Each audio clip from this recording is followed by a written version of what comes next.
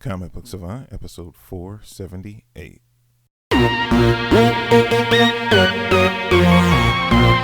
Welcome back to the Comic Book Savant podcast. I'm your host, James Harris. This episode, we're going to be doing a bargain bin episode. Some of you guys had suggested to me that you wanted me to do an episode that focuses on comic book collecting and selling your comics. You guys have heard me talk about in the past that I had an eBay store up for many years. Earlier on, when I was in a podcast, I used it as an avenue to start offloading my comics. Once I was running out of space for them, I was coming to the conclusion that I was going over to digital, and I had a massive collection. Some of you guys have seen posts. I think I have pictures of my old comic room, and maybe on the website, in the gallery section. I know I've referenced them previously, maybe on the Facebook group as well, to kind of show like just how between long boxes, individual comics, omnibuses, essentials. I had a hybrid of single issue floppy comics as well as collected editions of multiple sorts, absolute editions, the whole nine. I had a pretty big collection at the point when I started selling off stuff, and it mainly started for me. I started transitioning my collection from floppies. That was when I, was the tried and true format for the longest time. Then I started getting into trade paperbacks and graphic novels. Then, as around the time I started doing the podcast, and maybe a year or two before I started podcasting, I found friend of the show, sponsor of the show, In Stock Trades and Discount Comic Book Service. I started using both services. They're sister companies of one another. I was using both services, getting trade paperbacks, at a good discounted rate, as well as I was started ordering my monthly books through these discount comic book service as well. So I was doing a hybrid of both, building up my collection. And I already had a ton of comics before then that I went through my local comic shop. So I first started doing it more so. I was converting floppies into collected editions. So I started the eBay store. It wasn't even an eBay store at that point, but I was doing so many sales. They actually hit me up on eBay and was like, with the amount of volume you're selling, you might want to transition to a store. And it was a good move because it actually started saving me money. I was losing money on the amount of posts I was doing day in and day out listing comics and selling them, that it was cheaper fees wise for me in the long run to just do a store. And I could, the amount I was spending out per listing was way less through the eBay store. But I wanted to talk about, and the name of this episode is The Art of the Sale. It's different avenues and different venues that are available to you now to sell comic books. You can always go into your local comic shops, but with everything that's going on in the world right now, I don't know if many comic book shops are open, depending where you are at. That's the thing that you got to be in close proximity to so they can view the comics. There's a lot of hands touching, swapping on the comics. I don't know how viable that avenue for selling comics might be, or how safe it'll be, because there's still so many things unknown about the pandemic and where we're at with all of this right now for that to be a more the most viable option. And I always found it's kind of tricky when you sell your comics to a local comic shop. It's convenient because you can go there, have them evaluate them, then they offer you a price. But I always felt like for them to make the most money, you take the biggest hit,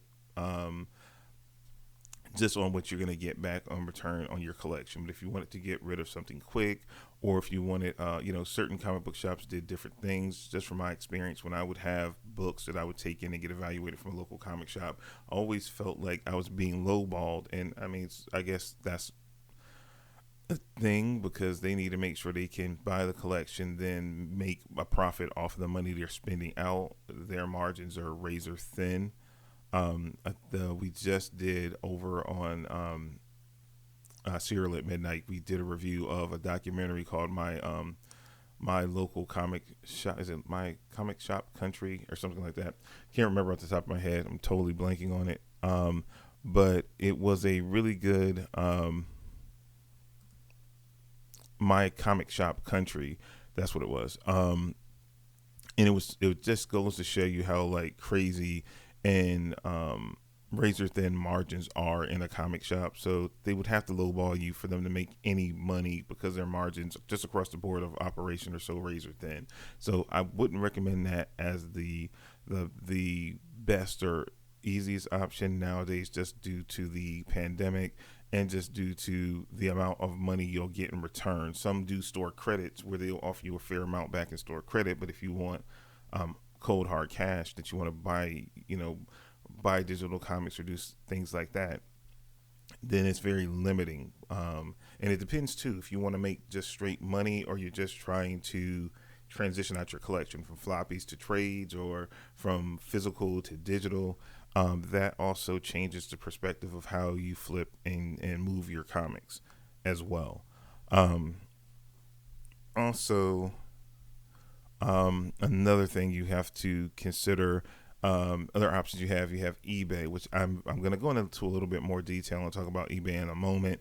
Then also you have avenues like I've seen more and more people do like auctions and things like that through Instagram, and I've seen and I've heard different YouTubers and just reading from different people I follow on Instagram that it has become a very lucrative thing for them.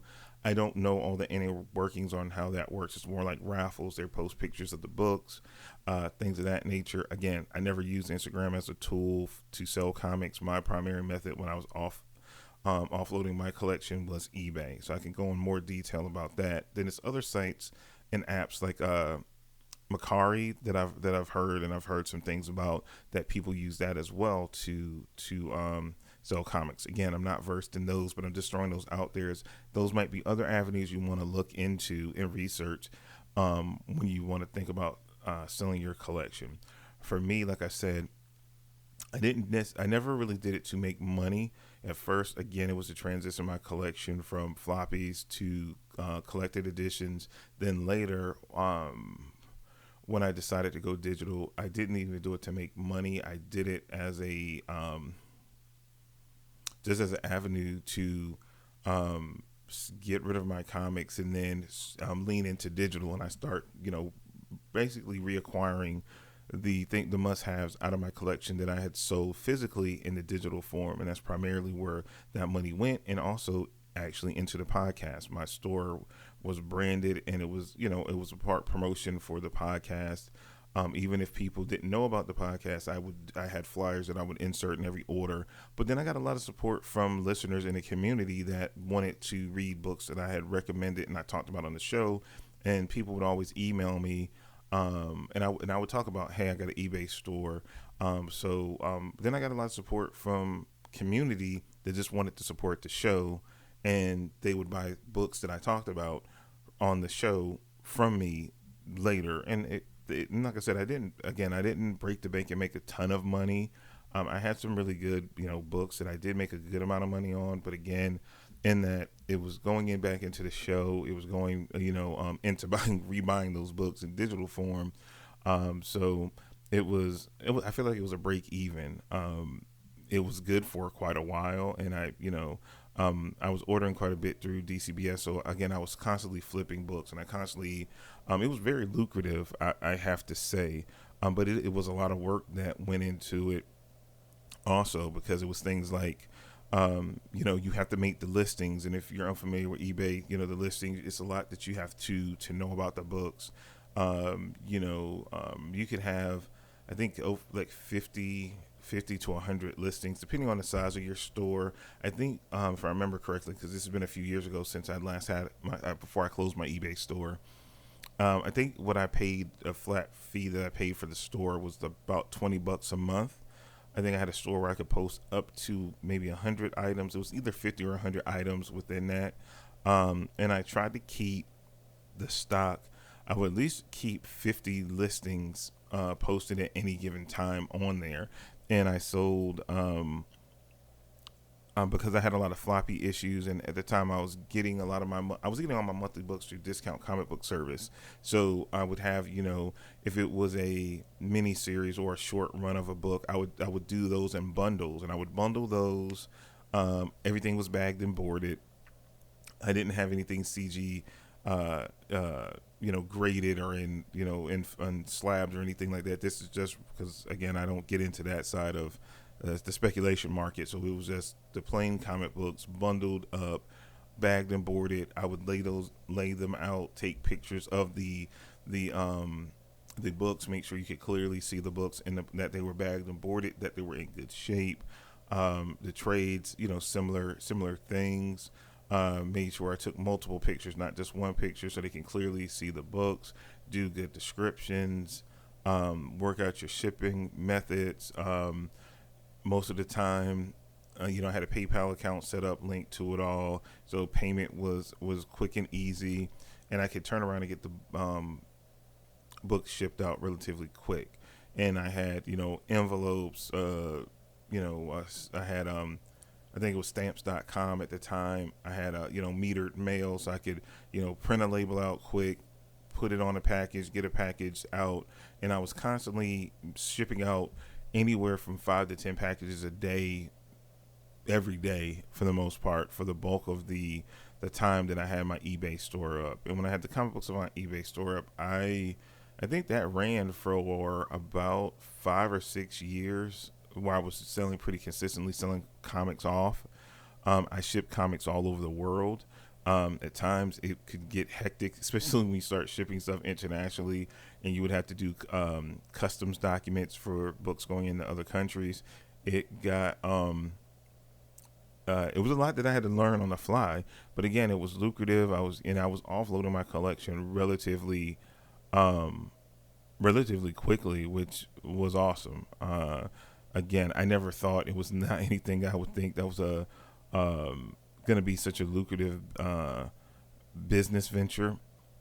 But again, it helped me get rid of this massive collection and get comics to good people. I sold comics to soldiers that were overseas, American soldiers that were overseas that needed stuff to read. I remember I sold my whole Ultimate Spider collection to a soldier that was over in Saudi Arabia, and I had to ship all those books over there, which was interesting. So I learned a lot about business, and again, it helped me promote the show. I use different avenues to promote the show now, through merchandise and through things like Patreon, as a way for you guys, if you want to support me, than selling comics. But it was a fun at the time, and again, I felt like I was giving back something to the community, because I wasn't just holding on to those books that I wasn't ever going to touch. I was going to sit and kind of just collect dust, and I came to a realization for myself, which made it easier for me to let go of these books. Was I was no longer a collector of comics, I was a reader of comics. And with me doing something like a show, doing the podcast and doing more and more content, and that I transitioned from that collector mentality, because too, my reading taste had expanded so much. I was running out of this space because I was trying new and different stuff, and I would be buying all these different formats, and I had bookshelves everywhere, and it was becoming overwhelming. Though I did miss the fact of having like a library, because I had all the bookshelves and comics everywhere, and then I had a closet full of long boxes to boot, and it just was taking over my life, and I wanted my space back. So that was the realization I came to, that I'm no longer a comic book collector, but I'm a comic book fan and reader, and it was a difference, and I let it go, and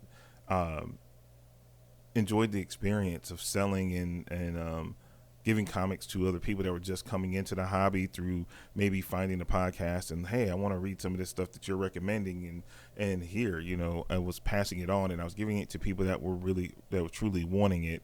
Maybe some people bought my stuff and then flipped it to make more money, who knows, but it wasn't about making money. It was about just connecting with people and sharing the comics that I loved so much for so long of my life.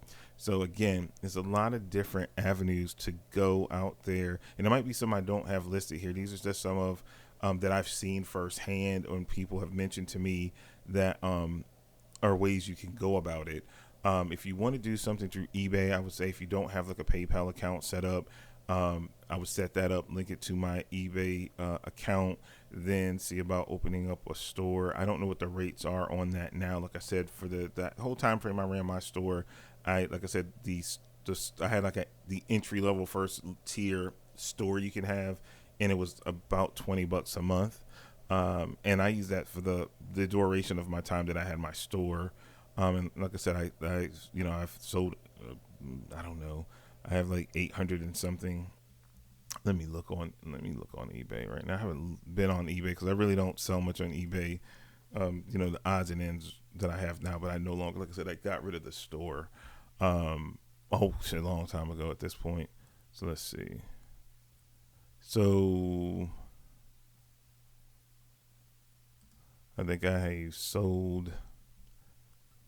I've been on eBay since '99. Geez, and I've sold. My feedback rating is 719. Um,